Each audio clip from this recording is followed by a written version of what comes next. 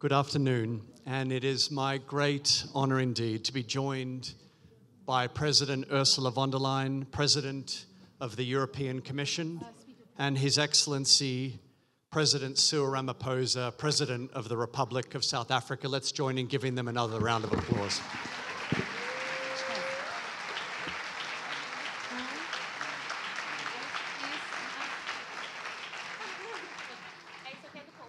At COP28, the world came together and agreed upon a target to triple renewable energy capacity globally by the end of the decade. Despite these very ambitious goals and targets, the world is not on track to meet these goals within the next 5 years, and urgent action is needed to drive change and to change course. There are currently 675 million people who live in darkness without access to energy or electricity. 4 in 5 of them are on the continent of Africa. Africa, as we know, has the world's fastest growing population and also the highest proportion of people living in extreme poverty. Meeting the world's needs and this growing population with efficient, cost-efficient, sustainable energy access is vital to the continent's socioeconomic development, as well as achieving the goals outlined in the Paris Climate Change Accord and under COP28. So today, we are proud to announce that Global Citizen will be partnering with the European Commission and the government of South Africa, and you'll hear more about that very shortly. I'm really proud to be with both of you today. Madam President, I'm going to start with you if I may. President von der Leyen, you championed the COP28 agreement to triple renewable energy access last year. Why is this so important, and what steps has the European Commission taken over the last 12 months to achieve this very ambitious goal? Yes, thank you. Thank you, first of all, for having me tonight and allowing me to address you here and discuss these so important topics. If we look at climate change and our common fight against climate change and protecting nature, there's one core subject, and that's about energy. Energy, how to get rid of fossil fuels and move towards clean, renewable energy. And therefore, before we had the COP28 in Dubai, a few like-minded teamed up, and we said we need to have not only the nationally determined targets as countries, but we need to have a global target on renewables and how to increase the amount of renewables. And with that, the idea was born to triple renewables till 2030. And there are 3 very good reasons for that. If you look at that, triple globally renewables till 2030, that would mean a cut of 10 billion tons of CO2 emissions till 2030. So it would be a huge step forward. But there's a second element, and that is renewables are not only clean, what emissions are concerned, but they're also cheap. That is crucial for affordable energy. And they are homegrown. So for many of them, you can have them at home. They create good jobs at home. So lots of economic good arguments for it. The third element is we wanted this goal to triple renewables by 2030 because only what gets measured gets done. We know that. So we'll track from now on. And we know that the business sector likes these goals because then they know if we commit to them globally, then they know exactly the direction of travel. And as you're asking, what does the European Commission, European Union do for it? What we did immediately is raise our target to by 2030. We are on track. We have now more electricity from renewables than from fossil fuels, a big step forward.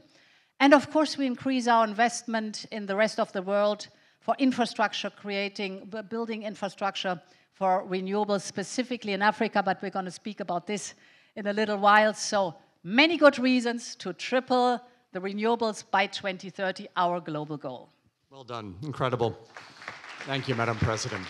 Hear, hear. Your Excellency, South Africa knows well the challenges of power supply, and I'd love to hear from you. What do you see as the opportunities for renewable energy, both in South Africa and across the entire continent? Well, thank you very much. And firstly, I think I'd like to thank Global Citizen for focusing on the challenges that many countries face in the world. And as you correctly said, many people on the African continent still live in darkness. We've got millions, almost 600 million people, who do not have access to electricity.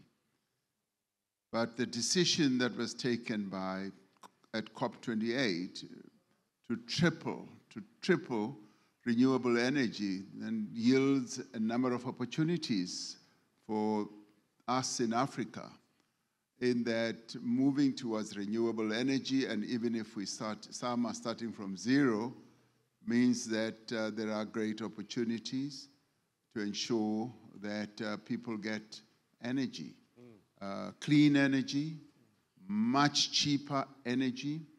Africa is well endowed with sun and wind, and that can be utilized to good effect to grow our economies, to ensure that at a social level people have access to electricity. But of course, this does not come as cheap as one would think.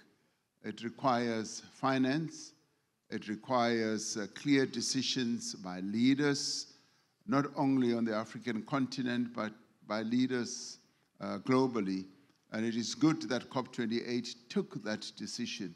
So what we would like to see is that measurement that Her Excellency von der Leyen has spoken about being acted on, where we get a really good partnership as the African continent with the more developed economies, so that we can follow through on some of the commitments that were made, because those commitments then lead to the opportunities that you were talking about.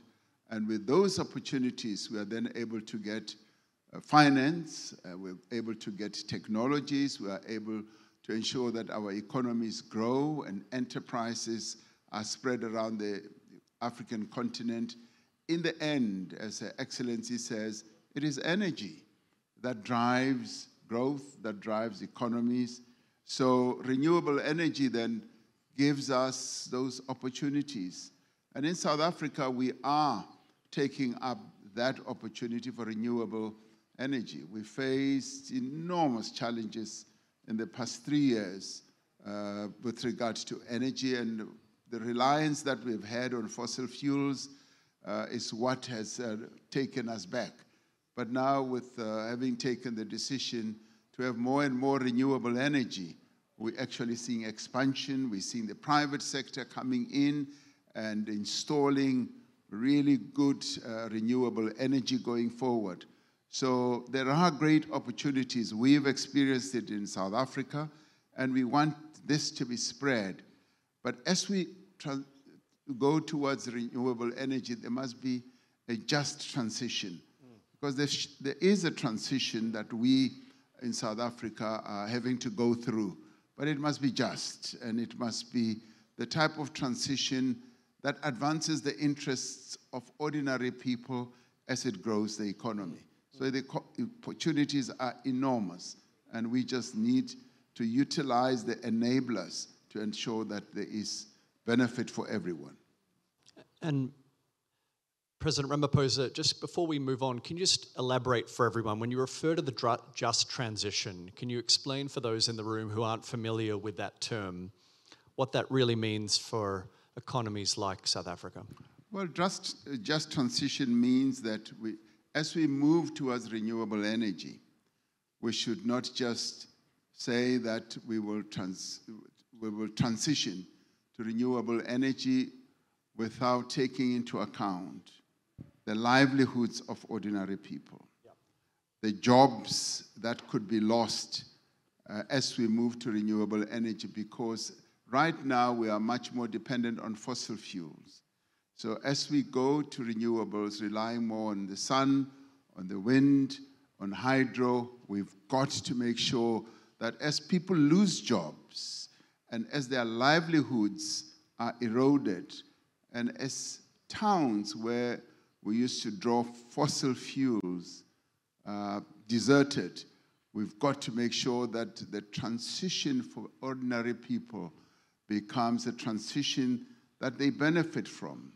Workers must never feel that they are going to lose jobs without maybe upskilling and being skilled in new technologies, and all that is possible if we are focused on a just transition.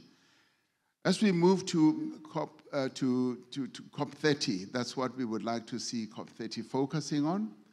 We are going to be president now of the G20, and we would like, and maybe you will talk about that in a minute, we would like the world, the more developed economies to also focus on how countries that now need to have more and more energy, renewable energy, can actually move in that direction without the destruction of livelihoods, without downscaling their economies, but with upskilling people, with giving people skills, new technologies, and cheaper finance that is going to enable all of us to benefit.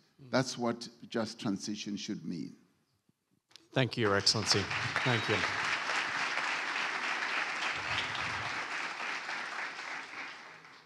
President von der Leyen, you're at a really exciting moment in that you've just won re-election and you're in the first year of your second mandate as President of the European Commission. Can you share with us how you'll use this next year in partnership with South Africa to advance this hugely ambitious agenda? Yes, so as you know, we have the European Green Deal, and we will stay on track to move forward with the European Green Deal. But I can pick up where you left, dear Cyril, because this means not only fulfilling our commitments, staying on track, being very clear that for the European Union, we want to be climate neutral by 2050 with all the goals that are behind it, really keep the course. But if we want to be successful in fighting climate change and protecting nature, we have to think globally. And therefore, the goal of tripling renewables by 2030 is so important. And I thank you, Cyril, for describing the situation in Africa, because we will only be successful if we leave no continent behind, and the transition in Africa is a just one. Africa has, as you said, all the resources necessary, in abundance, sun and wind and hydropower, etc. Africa has 60% of the best solar places worldwide, but only 3% of the global investments in infrastructure for renewables, only 3% go to Africa. And with that, the task is clear. We have to step up. We have to join forces that this changes for the better. And this is the reason why I thank you very much that you contacted me. The Global Citizens, again, were initiative and said, it's good to have this tripling of renewable energy by 2030, but what about Africa? Don't we have to step up together? And I can only say, yes, you're absolutely right. And this was the moment why I called my friend Cyril Ramaphosa to ask, shouldn't we join forces and launch a campaign during the next year, beginning here in Rio, ending next year with you having the presidency of G20 in South Africa, and lobbying from all sides, you with the impact you have, I as far as I can, you with the impact you have, the governments of this world, but also the international organizations and the multilateral banks, for example, to scale up renewables for Africa and to pledge. And this campaign, I think we should launch tonight. It's the perfect time, it's the perfect audience, if I may say so, and it's a perfect team, each of us, really to make it happen. Scale up renewables for Africa. This should be the motto of this evening and the coming year.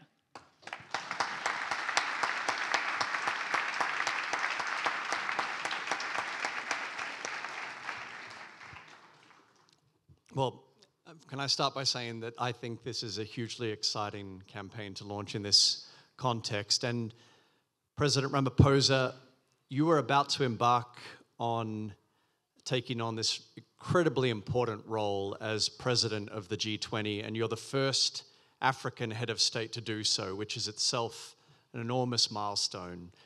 My question for you, as President von der Leyen outlined this ambitious goal over the next 12 months, cast your mind forward 12 months from now, and we're all gathered in Johannesburg alongside you for the G20 meeting. What does success look like, and how can we campaign together to make this an enormous success over the next 12 months? Well, thank you very much. We are honored and privileged, really, as an African country to be president of the G20 in the coming year. And we will be taking on this task on the back of what Brazil has done and achieved. They have achieved an enormous amount in the various negotiations they've been having, and also the focus that they have had, particularly when it comes to the financing track, as well as the climate financing. And we will be focusing, as they have, on issues of solidarity, because we do believe that solidarity, particularly at this stage of the geopolitics of the world, is very important, because it really addresses the needs of ordinary people, and it enables economies also to be empowered and to grow. We will also be focusing on the issue of equality, where there's been inequality, and I come from a continent where inequality has been rife. So we would like to see more and more equality being spread around and leaving no country and no one behind. But we also want to focus on what Brazil has also focused on, sustainable development. We do believe that development needs to be sustainable on a number of platforms, whether it is the empowerment of women, and I remember very well with Global Citizen when you came to South Africa and you brought Beyonce along with you, which made many people happy. You focused on girls and the empowerment of women. We also want to focus on ensuring that the access to finance is something that will be spread around so that countries in the developing part of the world are able to access finance so that they can embark on infrastructure development. As Ursula was saying, one of the key challenges that faces our continent is lack of infrastructure development. And of course, this is a problem that emanates from our past of colonialism and, in my country, apartheid, but we want to move on. And if we have solidarity, and if we are armed with a sense of having equality across the world, leaving no one behind, I do believe that we will have sustainable development. And it is this that our presidency as South Africa is going to be focusing on, and mobilizing the world and getting solidarity from everyone to focus on solidarity. We do believe that we will be able to achieve great goals for humanity, and we will be able to move the development of human beings in the world forward. So that is going to be our focus. Thank you. Thank you.